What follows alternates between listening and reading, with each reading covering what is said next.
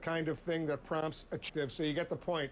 The President of the United States, obviously in a dramatic fashion, in this interview, wanted to clarify once and for all that his position has evolved. And we no now more have. Evolving. He supports same-sex marriage, and he's making that clear right now. And as you know, Brooke, it we comes now on have the the heels. video. We now have the video. Well, forgive me for interrupting. Let's just roll it. Here's the president.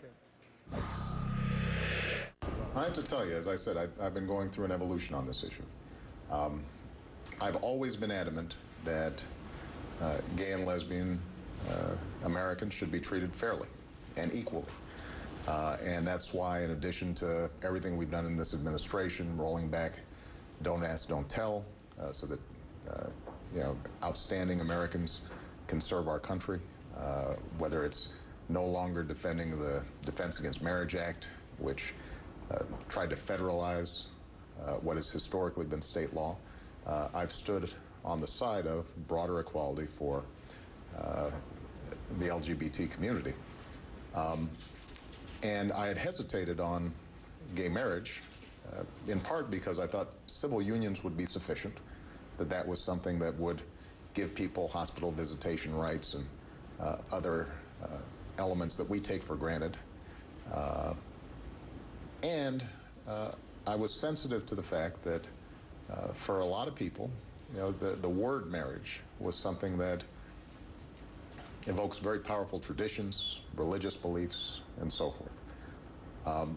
But I have to tell you that over the course of several years, as I talk to friends and family and neighbors, when I think about members of my own staff who are in incredibly committed monogamous relationships, same-sex relationships, who are raising kids together, when I think about those soldiers or airmen or Marines or sailors who are out there fighting on my behalf and yet feel constrained, even now that Don't Ask, Don't Tell is gone, because they're not able to commit themselves in a marriage.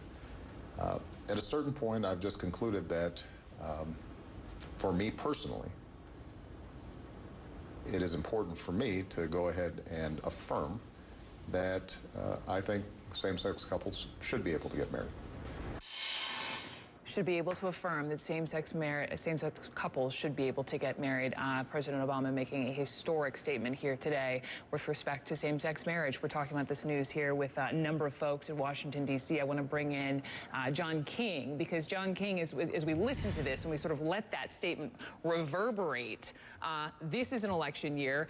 Talk to me about the timing of this. Obviously, this is great news for folks who support, gay marriage. But certainly, you talk about those independent voters who are so key come November, and obviously folks on Mitt Romney's team. How does this play with them?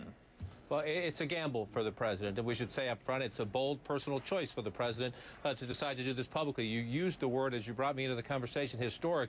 If you go back and show those pictures from ABC News just a moment ago, not only is this a political leader making this statement, Brooke, it's the president of the United States. It's the first president of the United States. He's sitting in the White House, those two flags over his shoulder, the seal of the United States of America and the American flag. This is the first American president sitting in the White House to say, I think same-sex couples should be able to marry, not just have legal unions, but able to marry. And the president acknowledged the use of the term marriage. That's one of the reasons he's been hung up on this.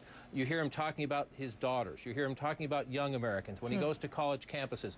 The president knows pretty well that young Americans are with him on this issue. They're ahead of him on this issue even. They have been pressured him. Gay Americans who've supported him, the gay and lesbian community, which is supporting him financially and otherwise politically supports him. The question is, how does it play out in what we know is a very close competitive election? And even the president's own political team will tell you there are risks here. Number one, this will energize evangelical Christians who might have some doubts about Mitt Romney. They have just seen the president of the United States sitting in the White House endorsing something they very much oppose on moral and religious grounds. So this will help Mitt Romney energize his base. The question is, does it cost the president?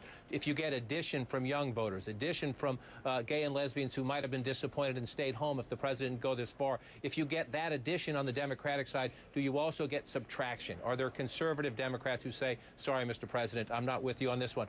Critically, to me, Brooke, in this calculation, African Americans and Latinos. Many Latinos are Catholics. They go to Catholic church where their priest tells them every Sunday homosexuality is not just wrong, it's evil. That's what their priest tells them, it's evil. A lot of African American preachers in the Southern Baptist, in Southern churches across this country, but particularly in Virginia, North Carolina, states the president carried last time, say the same thing. And so this is a big risk by this president, and give him credit for taking the risk. Many politicians duck from risks, but what we will watch play out now in the weeks and months ahead is how it works on turnout and the addition and subtraction, which politics in the end is about math.